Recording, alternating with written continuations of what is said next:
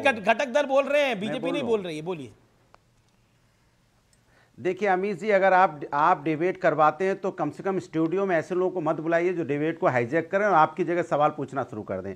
ये ठीक नहीं है, परंपरा ठीक नहीं है, इसको सुधारिए। नहीं तो सबको स्टूडियो से बाहर रखिए, ये तो ठीक नहीं है ना। वो सवाल पूछे लगे, हम पूछेंगे अभी हाथरस के एसएसपी कौन है, इतना बड़ा कांड हो गया, हाथरस का डीएम कौन है बताइए। अपने देश में जो इतना बड़ा कांड हो गया उसके डीएम का नाम बताइए, बताएंगे आप? एसडीएम का नाम बताइए क्या है। ये सब फालतू आपको जवाब देने की जगह पहले आप बताओ कि हाथरस के सूरज पार्क के समागम में गया कौन वो नहीं बोला। अभी मैं आपके बीच में नहीं बोला, मुझे अपने बोलने दीजिए, इनको चुप कराइए। निवेदन है कि पॉइंट पे रहे। बस ये बेवजह की बातें, माने जिसका वजह नहीं है। सवाल ये है, इस देश के अंदर में रसिया से इंडिया का संबंध आज से नहीं है, 50 साल से है और मजबूत और शानदार संबंध रहा है। जैसे हमारे जनरल साहब भी बता रहे थे, 1971 में उन्होंने हमारी जब वार हुआ था मदद भी की थी, तो अच्छी बात है ना। हमारे संबंध पुराने हैं, तब तो भारतीय जनता पार्टी की सरकार नहीं थी। तो फिर जब भारतीय जनता पार्टी की सरकार नहीं थी, जब संबंध हमारे पुराने हैं, अच्छे हैं, तो अच्छी बात है और अच्छे हो रहे हैं। और भारत की बात होती है, हिंदुस्तान की बात होती है। हिंदुस्तान को सही कहा आपने अमित जी कि आज भारत अपने पैरों पे खड़ा। अरे भारत हमेशा अपने पैरों पे, अपनी जमीन पे खड़ा मिला है क्योंकि मजबूत है। हमें घमंड है भारत पे क्योंकि हम हिंदुस्तानी हैं। हमें घमंड है कि हमारा भारत हमेशा सर उठा के जीता है। तो फिर हमें घमंड है कि मेरे देश में कोई भी प्रधानमंत्री हो विदेश में जाता है। इंडिया अलायंस के नेतागणों को क्यों लग रहा है कि पिकनिक मनाने गए हैं प्रधानमंत्री मोदी? बोलने दीजिए। जब मेरा हिंदुस्तान का कोई प्रश्न ही नहीं किया था मैंने, आपको बोलना शुरू कर दिया। हिंदुस्तान मेरा प्रश्न है कि प्रधानमंत्री पिकनिक मनाने गए हैं, ये इंडिया अलायंस के नेता क्यों कह रहे हैं? मैं कह रहा हूं हिंदुस्तान का कोई भी प्रधानमंत्री, क्योंकि हिंदुस्तान का प्रधानमंत्री होता है ना। भारतीय जनता पार्टी ये ना बोले कि भारतीय जनता पार्टी का प्रधानमंत्री, ऐसा बोलने की कोशिश नहीं होनी चाहिए। वो ऐसा दिखाने की बात करते हैं कि नहीं, भारतीय जनता पार्टी के प्रधानमंत्री हैं। अरे भाई हिंदुस्तान के प्रधानमंत्री हैं और हिंदुस्तान का हर व्यक्ति मजबूत है। हर व्यक्ति की वजह से आज प्रधानमंत्री मजबूत होते हैं। हिंदुस्तान के कोई प्रधानमंत्री हो, किसी दल किसी पार्टी का हो, क्योंकि हिंदुस्तान का एक एक व्यक्ति मजबूत है पूरे वर्ल्ड में, इसलिए हिंदुस्तान का सम्मान होता है। अमेरिका जाइए तो हिंदुस्तान के आपको यहाँ सॉफ्टवेयर इंजीनियर, बड़े बड़े इंटेलिजेंट आपको डॉक्टर मिलेंगे। आप अमेरिका चाहे आप यूके जाइए आपको मिलेंगे। क्यों? उन्होंने, मैं कहने का प्रयास ये कर रहा हूं कि हिंदुस्तान मजबूत है, इसलिए हिंदुस्तान के समझ गया हिंदुस्तान मजबूत है। दूसरी बात, एक नागरिक मजबूत है, विश्व पूरी दुनिया में हिंदुस्तान का जो भी व्यक्ति है वो मजबूत है। ये सब अच्छी बात है, लेकिन मजबूती के साथ मेरे सवाल का जवाब भी दे दीजिए महाशय। मेरा सवाल ये है कि अभी आपके बगल में बैठ के विवेक ने बोला, महाराष्ट्र में संजय राउत ने बोला और भी बड़े सारे नेताओं ने बोला, मैं सबके नाम क्या गिनाऊं आपको, कि नरेंद्र मोदी पिकनिक मनाने के लिए गए हैं। और एक चैलेंज दिया, कांग्रेस ने चैलेंज दिया कि मोदी उन 40-50 युवाओं को वापस लौट लेकर आए जो कि फंस गए हैं वहां पर। तो सब ये वो युवा वापस आ रहे हैं। अब आप बताइए क्या करिए। मुझे अच्छा ये बताइए, देश के प्रधानमंत्री जी बाहर जाएंगे तो क्या हिंदुस्तान का कोई काम नहीं करेंगे? इसके पहले जो प्रधानमंत्री होते थे हिंदुस्तान का कोई काम नहीं करते थे क्या? अरे हिंदुस्तान, प्रधानमंत्री जी की जिम्मेदारी है कि जाएंगे हिंदुस्तान की बात करेंगे, हिंदुस्तान का काम करेंगे, हिंदुस्तान के जो सोल्जर उनको लेके आएंगे। तो इसमें चिल्लाने की क्या जरूरत है? मुझे ये नहीं समझ में आया अभी तक। भाई ये हिंदुस्तान की, ये तो उनकी जिम्मेदारी है ना। हिंदुस्तान के पूरे, चूंकि उनके 140 करोड़ की पॉपुलेशन का देश है और उनकी जिम्मेदारी। हम अगर सवाल पलट के पूछ देंगे, नहीं अभी जवाब नहीं हुआ, तब से बीजेपी के प्रवक्ता ही बोलेंगे तो हम लोग कब बोलेंगे बताइए? मुझे बोलने दे। नहीं ये गलत बात है अमित, ये गलत बात है। आप 18-19 मिनट बाद आएंगे कि बीजेपी के प्रवक्ता कोई बुलवाएंगे तो आप उन्हीं को अकेले बुलाया करो। नहीं, आप बीजेपी के प्रवक्ता को अकेले बुलाया करो, बोला आप बोलते रहो और सब लोग बोल। अरे हमें बोल भी तो खोलने दो थोड़ी। चलिए अभी तो आप बोलने दीजिए। मुझे बोलने नहीं देना चाहते क्योंकि एक्सपोज हो जाते हैं। ये गलत बात है, ऐसे नहीं चलेगा, ऐसा नहीं चलेगा अमित जी, ऐसा नहीं चलेगा। हाथरस के हम लोग सवाल उठाते हैं जब देश के हाथरस पे मैंने चर्चा कर ली है। हाथरस का विषय बहुत चर्चा हो चुकी है।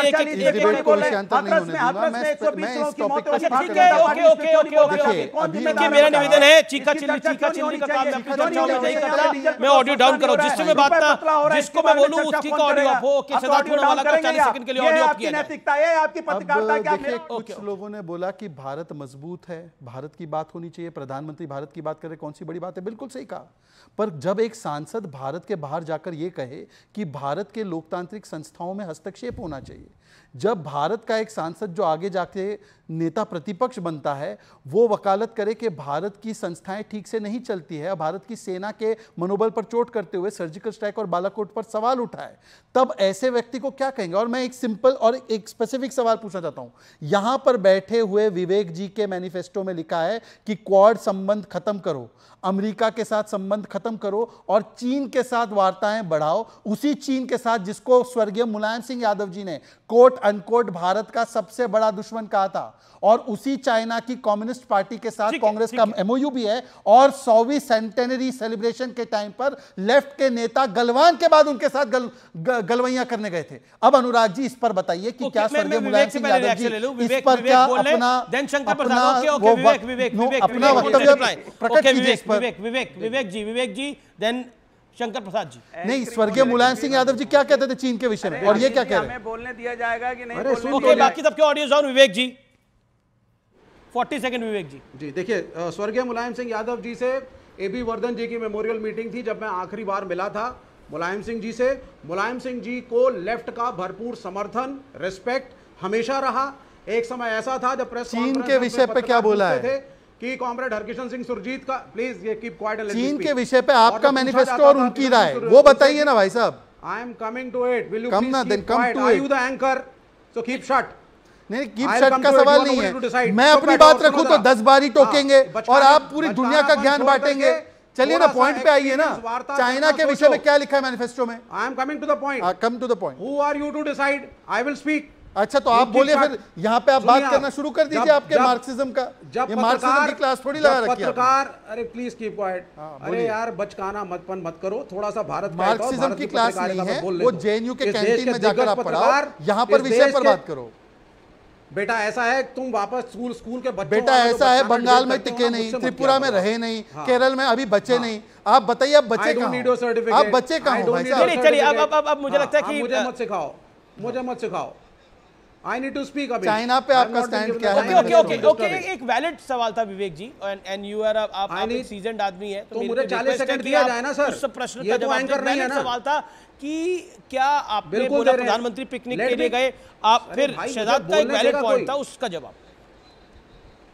तो मुझे बोलने दीजिए, आप शहजाद की बैटिंग ना करें, मुझे बोलने दीजिए जरा 40 second. Shehzad he is not the anchor, he is not supposed to intervene। he is not। सबसे पहली चीज है, लास्ट टाइम, हाँ, तो he is trying to be the anchor, that is the problem. भाई वो भी कह रहे हैं, अनुराग भदौरिया भी। अरे अनुराग, हाँ, वही तो प्रॉब्लम। अब सुनिए सर, आप ये है कि जब पत्रकार और सीनियर पत्रकार जब पूछते थे मुलायम सिंह यादव से कि कॉमरेड हरकिशन सिंह सुरजीत ने बयान दिया है तो आप इस पर क्या बोलेंगे, तो मुलायम सिंह जी का कहना था कॉमरेड ने कहा, मतलब मुलायम सिंह ने कहा। अब आप सुन लीजिए, जब मुलायम सिंह जी यादव डिफेंस मिनिस्टर बने तो एक ट्रीटी साइन की गई भारत सरकार और चीन के बीच में, जिसमें लाइन ऑफ कंट्रोल के कुछ मीटर उधर और कुछ मीटर इधर तक गन्स और असला अलाउड नहीं था। यह मुलायम सिंह यादव की एज अ डिफेंस मिनिस्टर बहुत बड़ी कामयाबी थी और लेफ्ट का समर्थन था उनको। हमारे सेना के सैनिकों से स्कर्मिश हुआ, हथियार ले लेना कामयाबी थी। Casualties on both side, keep shut. General ji से पूछिए कि minimum casualties on both sides. We are a peace loving country. हम एक शांतिपूर्ण देश है, लेकिन मिनिमम कैजुअल्टीज हुई है दोनों तरफ की। सेंसिबल बात करो।